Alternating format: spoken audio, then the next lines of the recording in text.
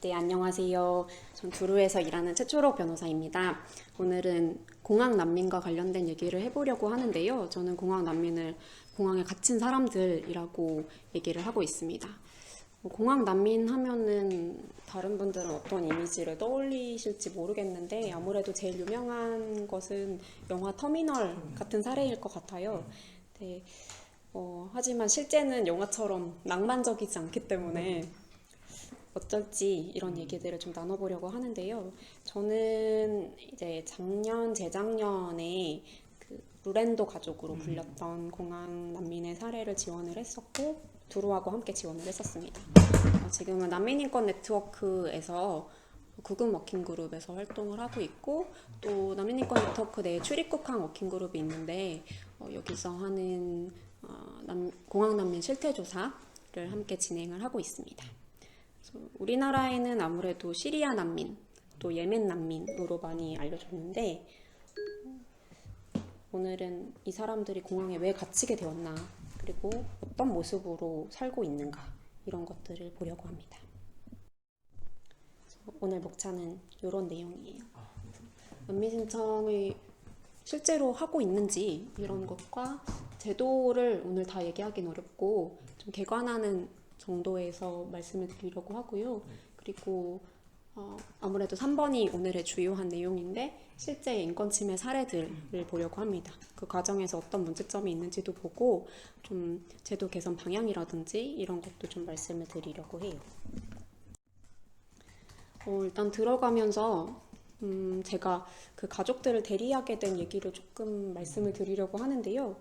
이분들이 공항에 있었던 게 장장 10개월 동안이에요. 사실은 말이 10개월이지 거의 1년에 가까운 기간이었는데 정말 비인도적인 처우를 받으면서 그곳에 있었고 제가 보기에도 굉장히 끔찍한 상황이었어요. 특히 아이들 정신건강을 체크하러 갔을 때는 아이들하고 이제 언어적인 문제가 있으니까 소통이 어렵잖아요. 그리고 부모님하고 주로 접견을 하기 때문에 아이들이랑 직접적으로 대화를 할 일이 많지가 않았었는데 그 아이들 중에 한 명이 저한테 핸드폰을 잠깐 달라고 하더라고요. 그래서 이렇게 좀 저는 심심한가 보다라고 생각을 하고 핸드폰을 건넸는데 거기로 이제 메모장을 켜서 저한테 이모티콘으로 소통을 하면서 그 이모티콘 요새 되게 많잖아요. 그래서 그 이모지에서 막 학교 모양, 막 학교를 막 이렇게 가는 모양 이런 거를 막 여러 개를 막 보내면서 또 막 힘든 그런 이모지 이런 걸 저한테 보내서 학교에 가고 싶다는 것을 얘기를 하더라고요. 그게 이미 거기에 있은 지 수개월이 지난, 적어도 6개월은 지난 상황이었는데 그때 좀 충격을 받았었죠. 제가 갈 때마다 아이들이 굉장히 반갑게 맞아줬었거든요. 근데 사실은 굉장히 힘들구나 라는 생각이 들었었고 그때 굉장히 언론의 보도는 많이 되고 있었어요.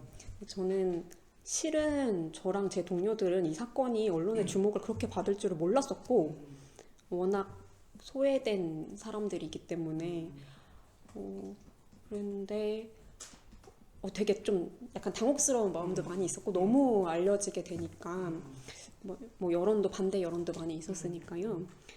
그런데 일단은 그때 공항에 있을 때는 굉장히 대대적으로 보도가 많이 됐는데 이분들이 입국을 하게 된 이후에는 보도가 거의 없었어요.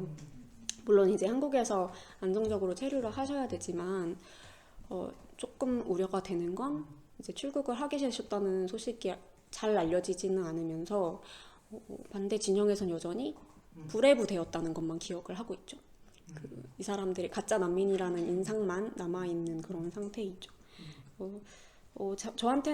저한테도 그렇고 대부분의 사람들에게 공항은 이제 여행의 상징적인 곳인데 지금 제가 공항을 간다고 생각해도 굉장히 좀 우울한 공간으로 많이 생각이 되는 것 같아요. 아이들한테는 그게 정말 더 트라우마로 남았을 것이고 굉장히 끔찍한 공간으로 기억이 되고 있겠죠.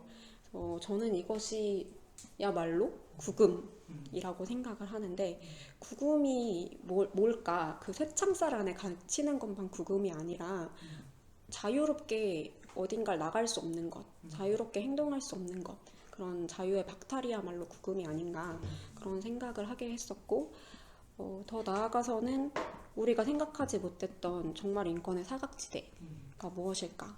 이런 것들을 함께 생각해 보면 좋을 것 같습니다. 먼저 난민 신청 현황입니다. 출입국항에서 정말 난민 신청이 이루어지고 있는가를 살펴보겠습니다. 이 현황은 그 법무부에서 나온 자료로 동아에서 보도를 했던 자료이고요.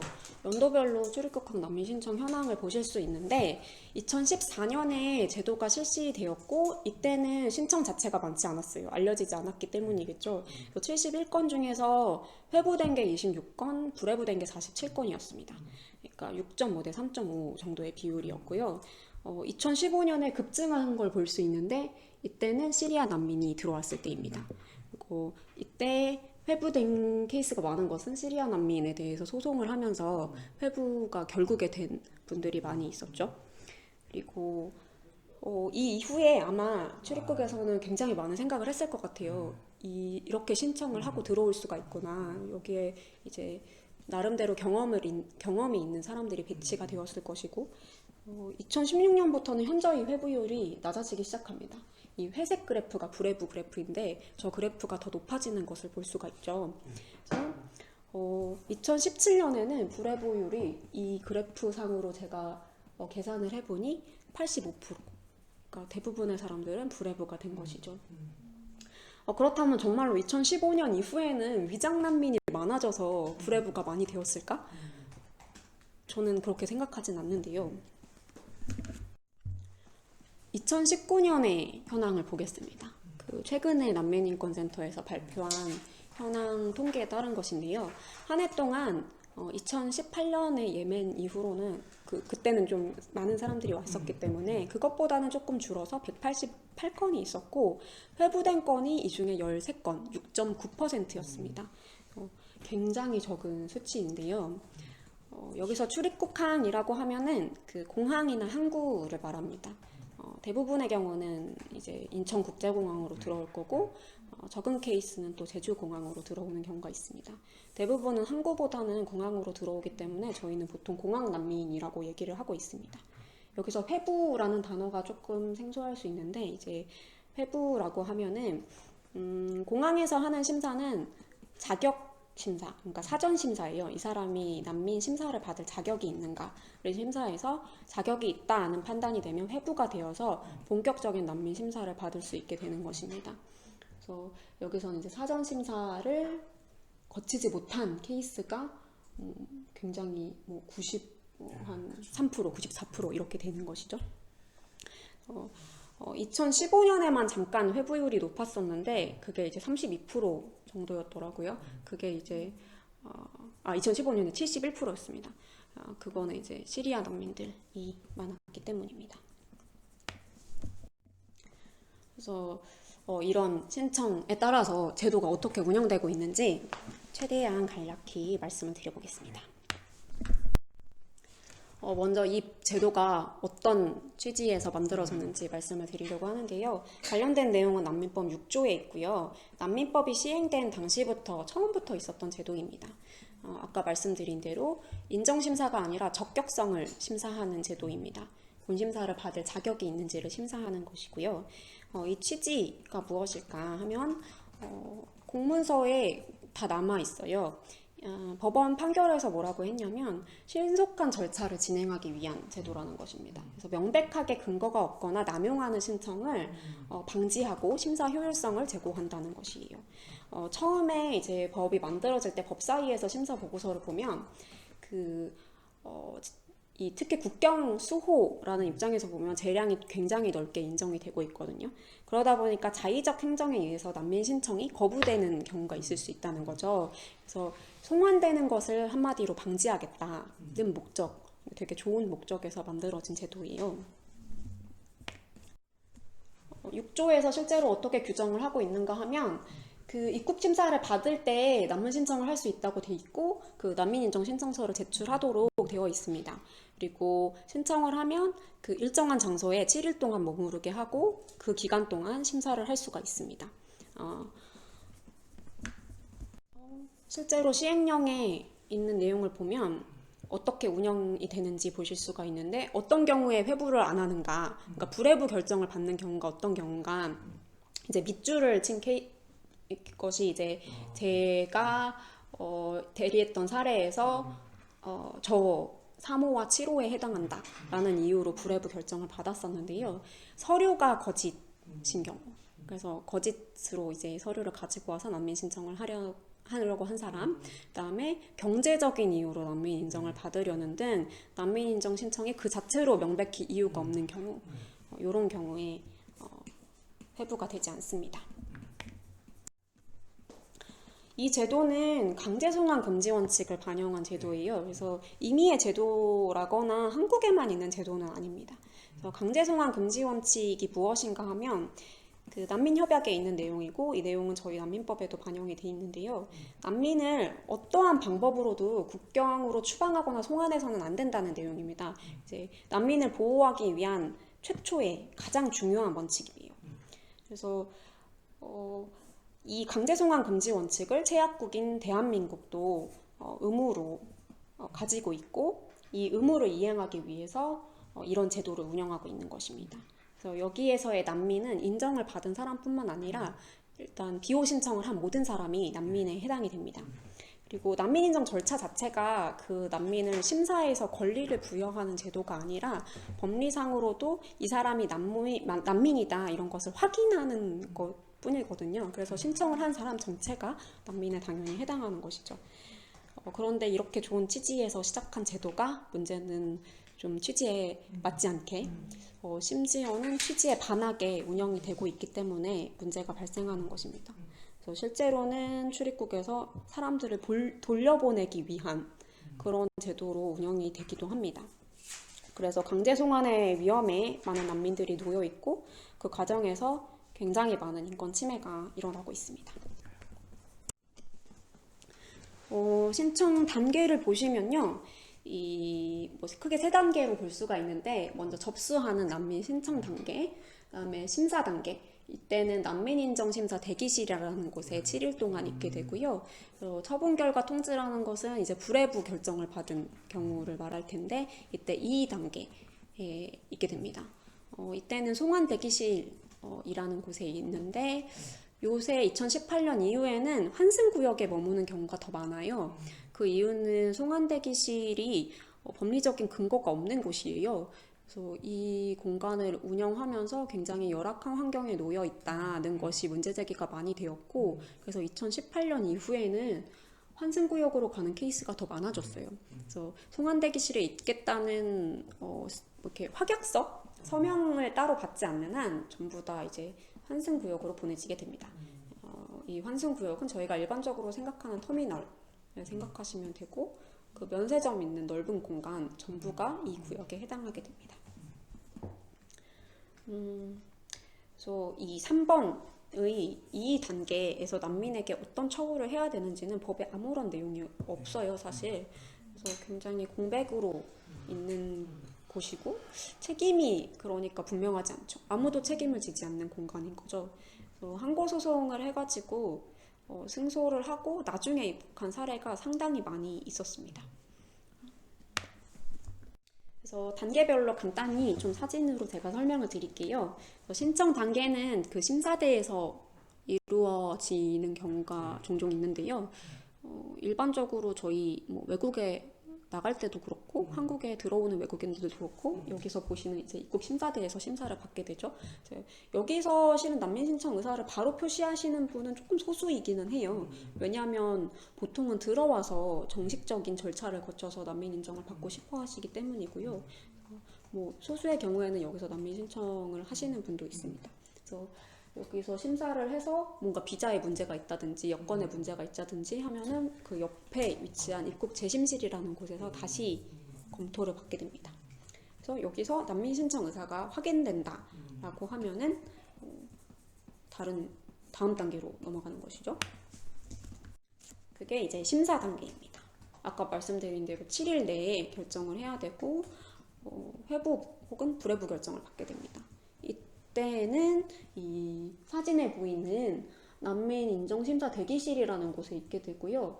여기서 면접 조사도 받고, 다양한 심사를 받게 됩니다. 네, 그래서 이 내부를 보시면 이런 모습이에요. 평상이 있고요. 저 공간에서 잠을 자게 됩니다. 이게 조금 오래된 사진일 수는 있어요. 그리고 나서 결과 통지를 받죠. 그러면 이제 이 하거나 뭐 하지 않거나 그런 단계에 있게 되는데, 송환 대기실로 보내지는 경우에는 송환 지시서가 그 항공사에 발부가 되고요. 그럼 이제 강제로 송환을 시키겠죠. 그리고 그 대기실이라는 곳에 사실상 구금이 됩니다. 이걸 용역업체가 관리를 하고요. 출입국 당국에서 감독을 하고 있습니다. 그리고 이용료는 항공사에서 납부를 하고요. 대부분 이제 난민의 경우에는 장기 구금이 되겠죠. 나가길 원하지 않으니까. 그리고 최근에는 환승구역에 있는 사례들이 늘어나고 있습니다. 그래서 이제 단계별로 제가 인권 침해가 어떤 것들이 사례가 있는지 같이 살펴보고자 합니다. 이 사진은 그 법무부 블로그에 공개해 놓은 송환 대기실 사진이에요. 송환 대기실은 법적 근거가 없기 때문에 정확한 명칭은 아니고요. 뭐 송환 대기실이라고 저희는 많이 부르는데 출국 대기실이라고 부르기도 하고요. 정확한 명칭은 없습니다. 이 문은 마음대로 열 수 있는 문은 아니고 사실상 갇혀 있는 공간이라고 보시면 돼요. 다른 사진인데 여기는 이제 출국 대기실이라고 써 있어요. 출국 대기실이라고 써 있는 사진입니다. 역시 마음대로 드나들 수는 없는 그런 공간입니다.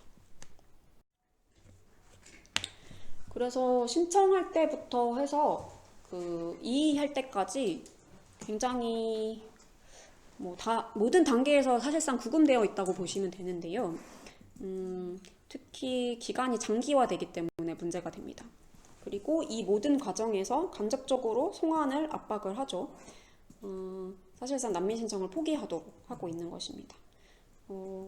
여기서는 신청서를 이제 받아주지 않는 것 자체가 좀 문제가 될 수 있는데, 이 내용은 그 난민 지원 네트워크에서 그 난내에서 2016년에 공항 난민과 관련한 실태 조사를 진행을 했고 거기에 되게 풍부한 사례가 있는데요. 제가 몇 가지만 조금 따왔어요.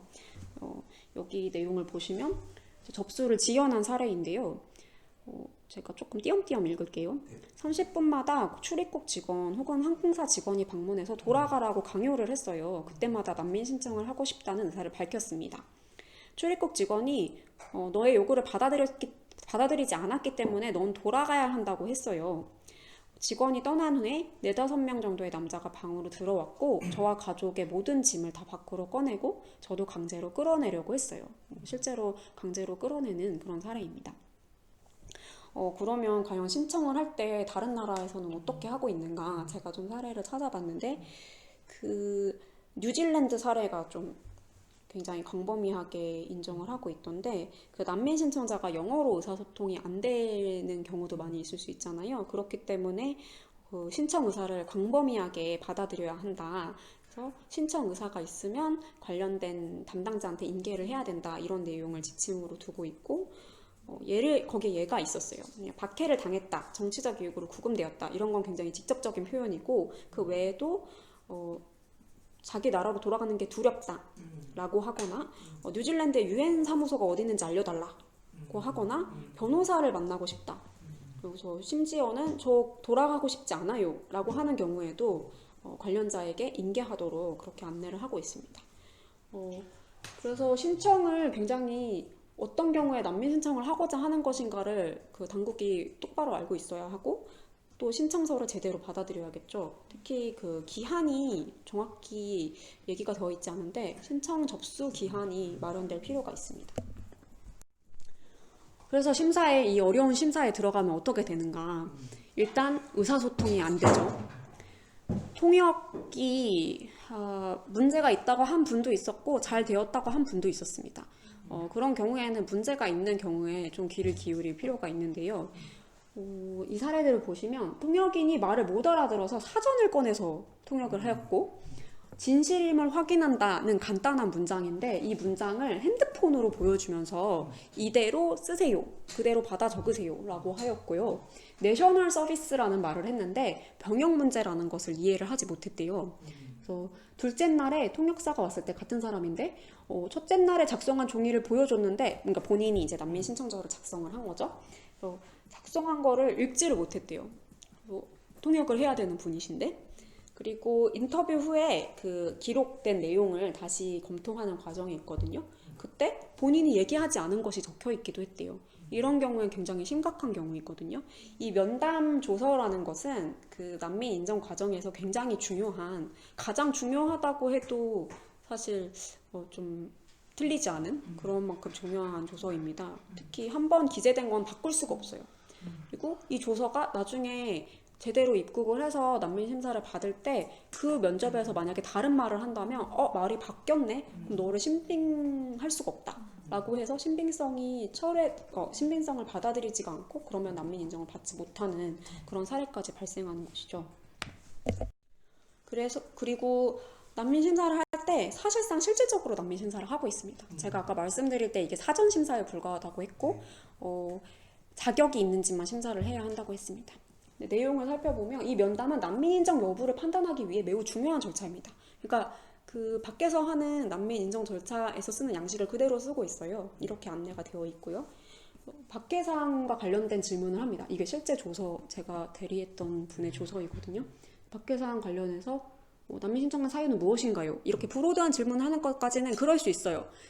답변을 했는데 그 답변 자체로 난민 사유에 해당하지 않을 수도 있으니까요. 근데 밑에 내용을 보시면 굉장히 의아한데, 이 조사관이 이미 대사관에, 주 이집트 대한민국 대사관에 이 사람이 가지고 온 증거 자료를 사실 조회를 한 거예요. 사실상에 이미 조사로 나아간 것이죠. 그래서 이 판결문이 진짠지를 이미 확인을 했어요. 그래서 가짜라는 답변을 받았대요. 그래서 이 공문을 보여주면서 이렇게 가짜라고 했는데 너 어떻게 생각하냐? 한마디로 그렇게 물어본 거죠.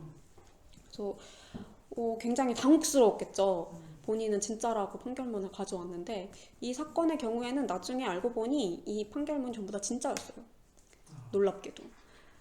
그런데 이 과정에서 사실 조회를 하면서 이 사람에 대해서 실질적인 조사에 나아갔고, 심지어는 잘못된 답변을 받아서 이 실제로 박해를 받고 온 사람을 돌려보낼 뻔한 것이죠. 캐나다에서 이 적격성 심사를 어떻게 하고 있는지를 살펴보면 저희 심사가 굉장히 잘못됐다는 것을 알 수가 있는데요. 여기서는 3일 이내에 신속 결정을 하고 있고, 결정이 그 안에 못하게 되면은 회부되는 거예요. 회부되는 것으로 간주됩니다. 그래서 어떤 경우에 부적격 결정이 내려지는가 하면, 예를 한 몇 가지만 말씀을 드리면, 타국에서 이미 난민 지위를 받은 경우, 거기서 보호를 받을 수 있죠. 그다음에 미국에서 육로를 통해 입국한 경우, 미국에서 난민 신청을 할 수 있었죠. 그다음에 안보 또는 형사법 및 인권법 위반에 해당하는 심각한 범죄로 유죄 선고를 받은 경우, 그러니까 범죄에 해당하는 경우, 특히 범죄도 그냥 범죄가 아니라 좀 심각한 범죄에 해당해서 유죄까지 받은 경우, 그 다음에 과거에 이미 비적격 결정을 캐나다에서 받은 경우, 그 다음에 불인정 결정을 이미 받은 경우, 이런 경우, 그러니까 난민 신청을 할 수 없는 사람의 경우에만 부적격하다라고 해서 돌려보내고 있습니다. 근데 저희는 실질적인 난민 심사에 나가고 있는 것이죠. 그리고 면접을 하는 동안 시간이 굉장히 부족하고 발언 기회가 충분히 보장되어 있지 않았다고 얘기하신 분도 많았습니다. 그리고 모욕적인 언행을 심지어 한 경우도 많았다고 해요. 그래서 다른 설명을 하려고 하면 통역사가 주제에서 벗어난 얘기는 하지 말라고 반복적으로 이야기했습니다. 질문에 대답할 충분한 시간을 주기는커녕 답을 할 틈도 주지 않는 경우도 있었어요. 말을 끊고 시간이 없으니 빨리 대답하라고만 했어요. 강압적인 분위기였고 위축되었어요. 그리고 인터뷰 중에 마치 내가 범죄자, 거짓말쟁이, 하찮은 사람인 것처럼 취급을 받았습니다. 이런 내용들이 서로 다른 사람들이 했던 인터뷰입니다. 그리고 소지품을 이 심사 과정에서 조사를 합니다. 말하자면 변호사 입장에서는 이건 영장 없이 압수수색을 하는 거예요. 권한이 없죠. 권한이 없고 영장 없는 압수수색이기 때문에 법을 위반하고 있는 것입니다. 이 사람들이 수사기관도 아니고요. 이 내용을 보시면 더 심각한데, 우리 허락 없이 그 학위, 그러니까 가지고 온 서류, 휴대폰, 가방을 모두 수색했으며 그 가지고 온 증거 서류에 복사본을 만들었습니다. 우리는 난민 지위를 의해서 온 것인데 마치 범죄나 나쁜 행위를 저지른 것처럼 비정상적이었습니다. 그다음에 그럼 왜 여기에 응했냐고 하니 반항과 거부 없이 응했는데 거부하면 불법이라고 생각했기 때문입니다. 다른 선택지가 없었습니다. 그렇게 해야 되는 줄 알았어요. 안 된다고 하면은 난민 신청이 받아들여지지 않을 수도 있을 것 같아서 받아들였습니다. 이게 핵심이죠. 뭔가 거기서 거부 의사를 밝히면 자기한테 불이익이 돌아올 것 같아서, 특히 인정받지 못하고 돌아갈 것 같아서 이런 선택을 할 수밖에 없었던 것이죠. 그리고 여권을 압수합니다. 이것이 그냥 관행으로 자리 잡고 있습니다. 어떤 경우에 문제가 되는가 하면 제가 대리했던 분들은 공항의 터미널에 계시면서 생필품 같은 것을 구입하려고 했어요. 근데 공항에서 이제 편의점 같은 데서 뭐 구입해 보셨으면 아시겠지만 뭘 구입할 때 여권 제시를 하잖아요. 여권이랑 탑승권을 달라고 하잖아요. 근데 이분들은 그게 없는 거예요. 그래서 여권이 없으니까 아무것도 살 수가 없는 거예요. 그러면 여기서 어떻게 살 수가 있을까요? 저희 이제 대한민국에서도 가입한 국제민간 항공협약에 보면은 여권을 심사하고 나서 여권을 소지자한테 돌려주도록 하고 있습니다. 이게 원칙인데 다만 위조 여권이거나 타인의 여권인 경우에는 여권을 압수하도록 되어 있어요. 그래서 이 규정에 근거해서 출입국에서는 여권을 돌려주지 않고 있습니다. 그런데 위조 여권이나 위명 여권이 아닌데도 이제 일괄적으로 불회부 처분을 받았으면 여권을 그냥 압수하고 있어요. 이 사람한테 주면은 뭐 여권을 훼손해서 송환을 못 시킨다, 이런 내용을 이유로 들고 있습니다. 그리고 강제 송환 대상자 여권은 항공기 사업자한테 제공하도록 하는 규정도 있는데, 여기서 강제 송환 대상자는 국내에 입국했다가 강제 퇴거 받은 사람들 있잖아요. 이런 사람을 의미하는 것이에요. 그래서 입국 금지를 받고 돌아가야 하는 사람들은 여기에 해당하지 않는데도 이제 굉장히 넓게 해석해서 여기에 해당한다면서 주지 않고 있는 것이죠. 그래서 불회부 판정을 받는 사람들이 이제 가장 심각한 인권 침해 상태에 놓이게 되는데요. 무엇보다 구금의 상태에 놓이게 됩니다. 근데 불복 방법이라든지 처우에 대해서 아까 말씀드린 대로 아무런 규정이 없어요. 법에 이제 공백이죠. 그래서 송환 대기실에 구금되는 경우도 있고, 말씀드린 대로 터미널에 있는 경우도 있습니다. 근데 법원에서 뭐라고 했냐면, 이거는 법률상 송환 대기실에 있는 것은 법률상 근거 없는 수용이어서 위법하다는 결정을 했습니다. 그리고 대법원에서도 이 결정은 유지가 되었고요. 그러면 공항에 두는 것은 구금이 아닐까라는 의문에 사로잡히게 되는데, 자의적 구금은 한마디로 말해서 자유를 박탈하는데 이렇게 뭔가 근거 없이 하는 것이거든요.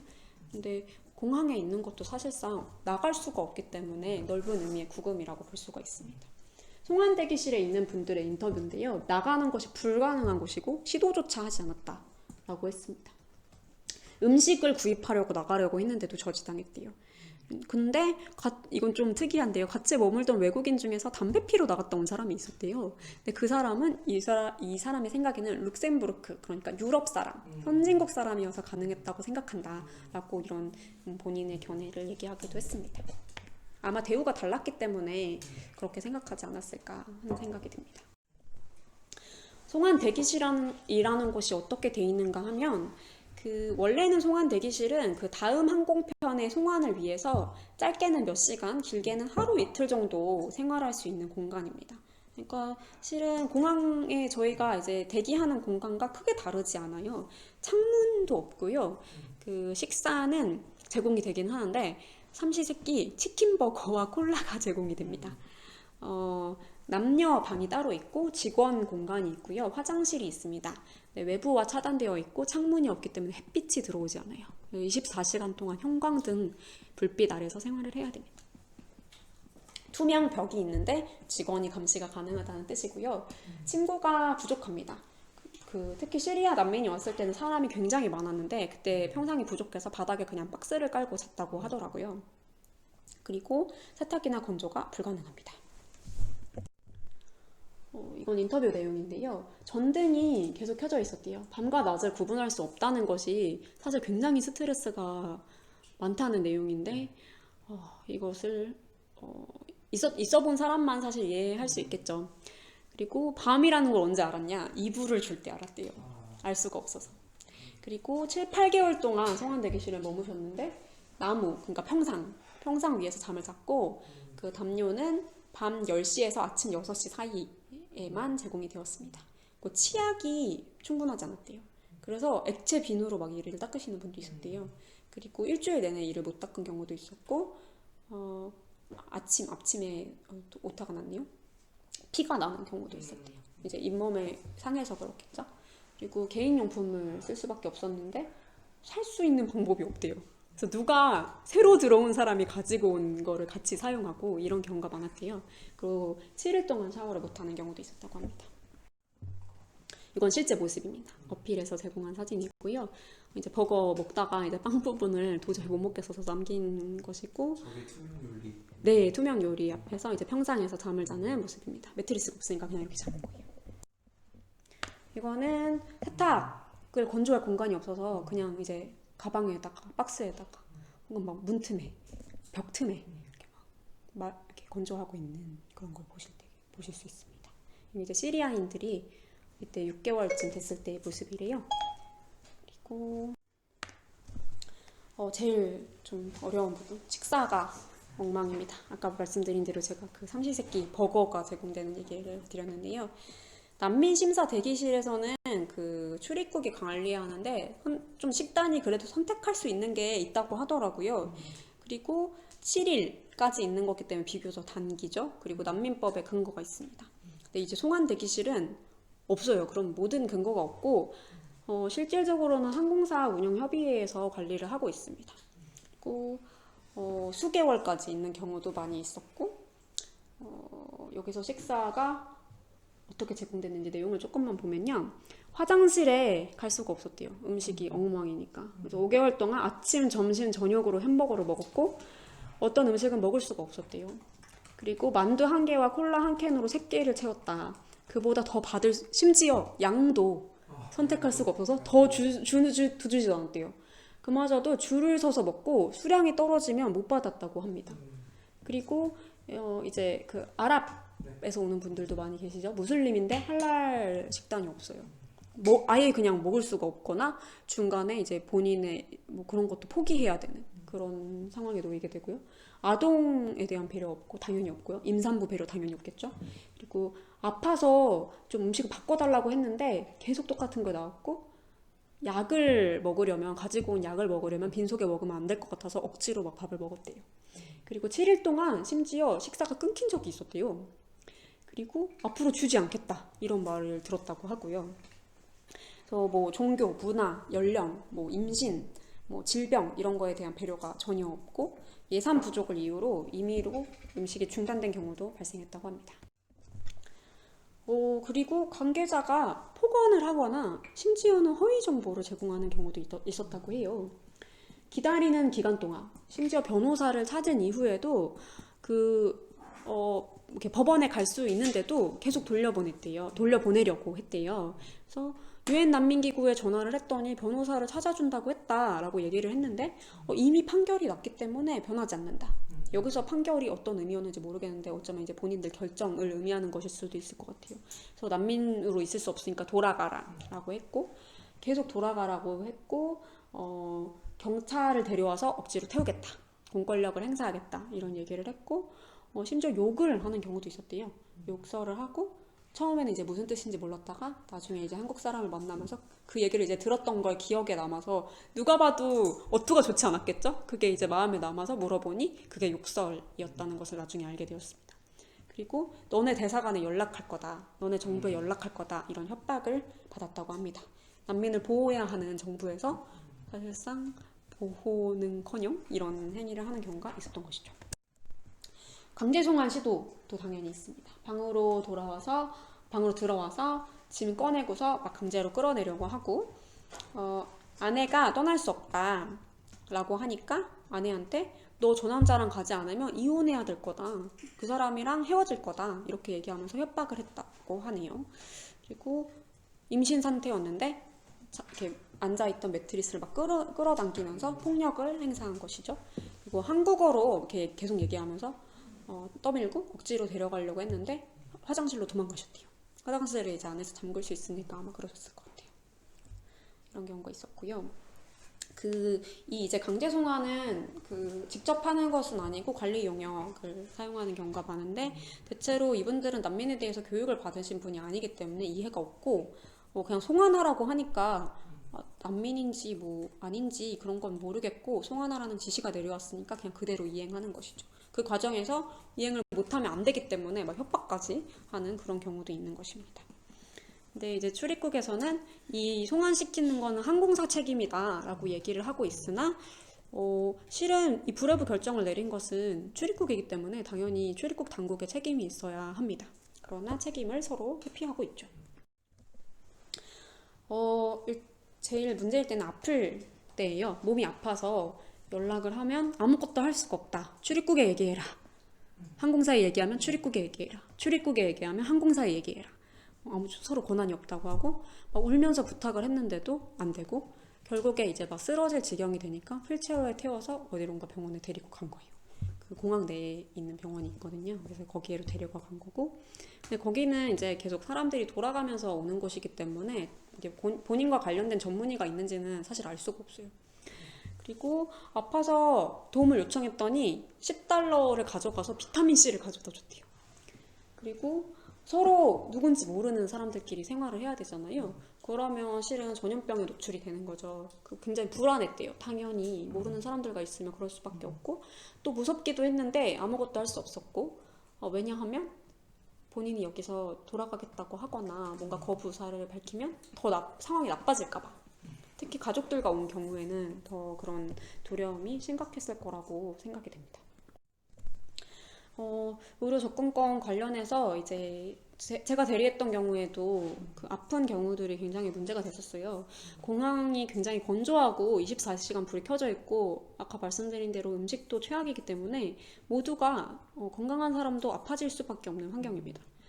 가장 많이 호소하신 거는 이제 위장병, 그다음에 피부병, 호흡기 질환 이런 것들이고, 혈압 문제가 생기시는 분도 많이 있습니다.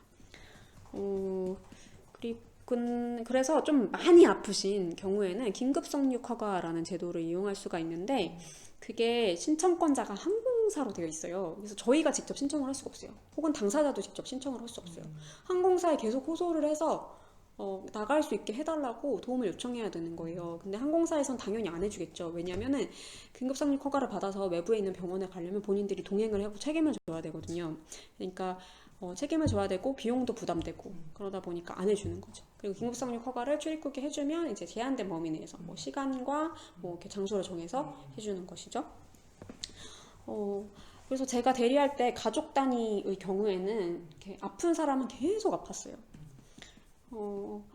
그래서 한 번에 한 명씩밖에 나갈 수가 없다 보니까 저희가 보기에 어쩔 수 없이 제일 좀 너무 많이 아픈 사람, 지금 당장 안 나가면 안 될 사람 위주로 이제 같이 갈 수밖에 없는 거예요. 그래서 초기에 이제 같이 주로 갔던 분이 이제 아내분과 아이 중에서 막 귀에 뭐가 들어간 친구, 막 위장장애가 있는 친구를 계속 밖으로 데리고 나갔는데, 나중에 이제 선생님을 동행해서 왕진을 가보니까 이제 아버지가 계속 이제 본인은 괜찮다고 이렇게 긴급상륙 허가를 받을 수 있는 기회를 이제 부인이나 아이들에게 양보를 했는데, 진단을 해보니까 혈압이 너무 높아서 그분이 이제 두통을 계속 호소를 하셨었는데, 저희는 그게 이제 그냥 거기 있다 보니까 아프겠지라고 이제 비전문가이다 보니까 그렇게 생각을 했는데, 알고 보니 혈압이 너무 높았던 거예요. 혈압이 그때 쟀을 때 200에 160, 200에 180 이렇게가 나왔었어요. 그러니까 막 의사 선생님 말로는 앰뷸런스에 당장 실려가도 이상하지가 않다라고 할 정도로. 그래서 그분의 상태가 가장 심각했다는 것을 나중에 알게 됐죠. 그때 같이 갔던 의사 선생님께서 한겨레에 썼던 칼럼에 그런 내용이 나와 있습니다. 같이 이제 긴급성육 허가라고 나갔던 친구가 아동이 7살이었는데 웨이도염, 아이들이 이런 거를 호소하는 경우 굉장히 많이 있거든요. 근데 그냥 밖에서 항생제만 먹으면 나을 수 있는 거예요. 그냥 귀에 있는 거 빼고. 근데 한 달 동안 치료를 못 받았어요. 그래서 거기서 막 피고름이 나는데도 아무것도 해줄 수가 없는 그런 상태였던 거죠. 그래서 의사 선생님이 여기 갔을 때 느꼈던 절망감, 그런 거를 이제 많이 전해 들었던 기억이 납니다. 그리고 외부 소통이 단절돼 있습니다.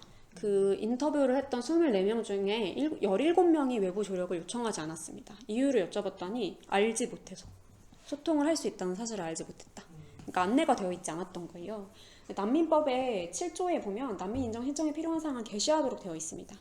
여기도 이제 인천공항 출입국이기 때문에 이 의무를 부담을 하는 곳인데 난민 인정 신청에 필요한 서류를 비치하고 그 접수 방법이나 그 필요한 사항을 게시하도록 하고 있습니다. 근데 이 내용을 몰라서 이제 신청을 하지 못했던 것이죠. 혹은 게시가 되어 있더라도 한국어와 영어로 게시가 되어 있습니다. 그래서 뭐 예를 들면 나는 아랍어를 사용한다. 그럼 그 내용이 무슨 내용인지 알 수가 없기 때문에 신청을 할 수가 없는 것이죠. 그래서 인터뷰를 마찬가지로 보면요.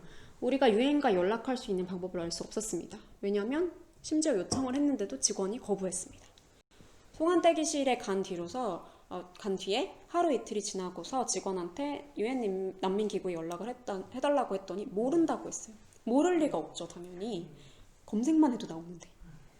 다른 방에서 인터넷 사용을 해보려고 했는데 저지되었어요.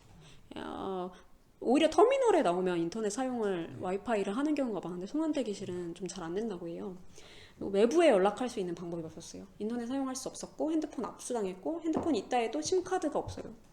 인터넷도 안 됐어요. 연락을 할 수 있는 방법이 없었습니다. 그래서 문제되는 거는 불해부 결정에 대해서 뭔가 조언을 구하고 싶은데 전문가를 만날 수가 없는 거예요. 변호인을 포함해서. 변호인 전격권은 헌법과 법으로 당연히 보장되는 권리입니다. 명시적으로 법을 위반해서 변호인 접견권을 침해하고 있는 것입니다. 이거는 이미 시리아 난민 사태 때 다퉈서 변호인 전격권이 인정이 되었고 지금은 신청을 하면 들어갈 수는 있습니다. 그런데 지금도 접견을 했는데 못 만나는 경우가 있어요. 출입국에서 어떻게 하고 있는가 하면 월요일에 접견을 하려고 이미 신청서를 넣어놨어요. 근데 주말에 송환을 시켜요.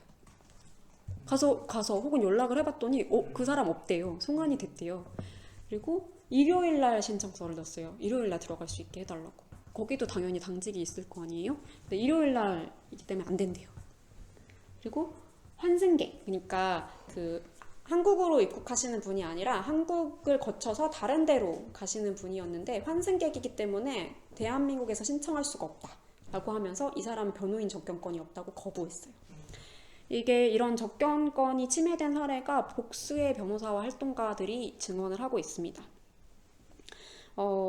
루렌도 가족의 경우에는 변호인 접견을 했죠. 저희가 4개월 동안 소송 1심을 준비하는 4개월 동안 이 소송을 위해서 접견을 갔던 게 7번이더라고요. 그러니까 한 달에 3-4번 정도 갔던 건데 가면은 이제 오후 시간 내내 면담을 합니다. 점심 시간에는 면담이 안 돼요. 왜냐면 이 절차가 원래 출입국이 동행을 해야 되는 절차거든요. 물론 이제 인터뷰할 때 그 안에 들어오지는 않는데 그래서 본인들 출근 시간에만 할 수가 있는 거예요. 그래서 점심시간을 피해서 1시쯤 가가지고 퇴근 시간은 6시까지 면담을 합니다. 근데 그 공간이 그게 몇 평 정도 되는지 제가 잘 감을 못 잡겠는데 한 3평 정도 될 것 같아요. 3평 정도 되는 공간에 저희의 케이스에는 9명, 그러니까 가족 6명하고 변호사 2명, 그다음에 통역사까지 1명 해서 9명이 너무 어깨를 맞대고 앉아가지고 5시간 동안 통역을 거쳐서 숨도 못 쉬고 인터뷰를 해요. 물도 없기 때문에 저희가 사가거나 밖에서 사가거나 그러면 이제 두통을 호소하는 혹은 복통을 호소하는 이분들과 이 아픈 밀폐된 공간에서 계속 인터뷰를 해야 됩니다. 접견권이 제대로 행사가 되고 있는 건지 굉장히 의문이었어요. 그래서 소송을 거쳐서 이제 저희의 경우에는 이겼는데 법원의 판단은 출입국 판단이 잘못됐다는 거를 명시적으로 밝힌 것이죠. 그러면 원래 입국해야 되는 사람인데 출입국의 자의적인 판단으로 입국을 못한 거예요. 그러면 이분들을 저희가 만나지 못했다면 송환이 됐겠죠? 그러면 이거를 누가 책임질 수가 있을까요?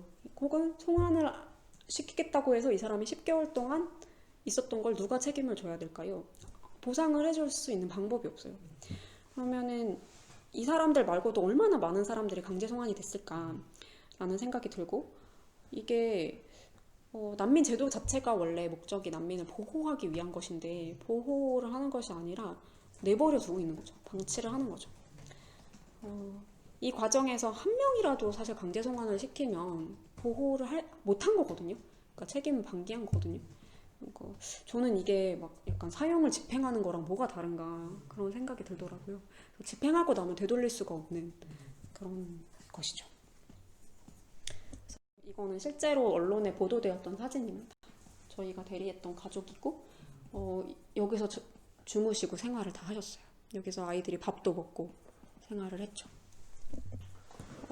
굉장히 실은 청결 문제, 위생 문제도 좀 심각했어요. 근데 여기서 계속 빵을 먹으면서 버티셨습니다. 이분들이 가지고 온 트렁크가 4개였어요. 그러니까 가족들이 6명인데 이렇게 최소한의 짐만 싸가지고 오신 거예요. 근데 이제 나중에 입국할 때 보니까 이제 여기를 지나가는 분들이 계속 물건을 갖다 줘가지고 엄청 막 산더미 같이 많은 짐을 가지고 나오시게 됐더라고요. 네. 그리고 이건 이제 잠을 자는 모습입니다. 이제 소파에서 자거나 아니면 이제 다른 공간, 잘 만한 공간을 찾아서 이제 아이들이랑 엄마가 잠을 자고 있는 그런 모습입니다. 그래서 이제 나가면서 이제 몇 가지를 말씀을 드리려고 하는데요. 저희가 공항 난민과 관련된 여러 가지 활동을 하고 있습니다. 이런 내용이야말로 재미가 없는 내용이기 때문에 간단히 말씀드리면 뭐 헌법 소송도 하고요. 뭐 인권위 진정도 하고 뭐 유엔에다가 뭐 진정도 하고 뭐 법무부랑 소통도 하고요. 언론 대응을 많이 했습니다. 그리고 뭐 입법 운동, 제가 말씀드린 대로 법제도에 문제가 있는 부분들이 많이 있기 때문에 그리고 소송 당연히 많이 했고요. 뭐 여권인도 청구 소송이라든지 뭐 구금이 되는 거에 대한 뭐 손해배상 청구 소송 이런 것도 뭐 새로 생각해서 하고 있고요. 관련된 연구와 집필을 많이 했습니다. 그래서 이런 것들은 이제 시민 사회에서도 함께 연대해서 할 수 있는 활동들이 많이 있을 것 같아요. 그리고 제도가 개선이 돼야겠죠, 당연히. 저는 실은 그냥 취지에 맞게만 운영을 하면 제대로 될 것 같아요. 그리고 출입국이 강한 책임감을 가지고 있다면 운영이 될 것 같아요. 난민이 무엇인지, 난민이 누구인지, 이들을 어떻게 보호해야 하는지만 이해를 하면 제대로 운영될 수 있다고 생각하는데 그게 안 되고 있죠. 불해부 된 뒤에 불복 절차가 분명하지 않기 때문에 이거는 좀 명시될 필요가 있습니다. 정보가 제대로 제공돼서 이 불복 절차에 나아갈 수 있도록 해야 하고 무엇보다 이제 공무원이 증원되고 통역인 제대로 된 통역인을 확충해야 되겠죠. 그리고 아까 말씀드린 대로 난민이 누구인지에 대한 교육은 반드시 필요합니다. 이거는 이제 저희가 받았던 판결입니다. 1심에서는 저희가 패소했었거든요. 취소네요. 근데 2심에서 이제 1심 판결을 취소한다. 그러니까 저희가 승소했다는 얘기이고요. 그래서 원고들에게 했던 난민 인정심사 불해부 결정을 모두 취소한다는 내용입니다. 그래서 이 취소를 통해서 입국을 드디어 할 수 있게 되었습니다. 근데 이 판결 날고도 바로 한 것은 아니고 한 2주 정도 시간이 걸렸습니다. 내부 절차에 굉장히 많은 시간이 소요되었고요. 이건 이제 언론에 보도된 당시의 사진입니다. 굉장히 기쁜 얼굴로 돌아오고 있습니다. 들어오고 있습니다.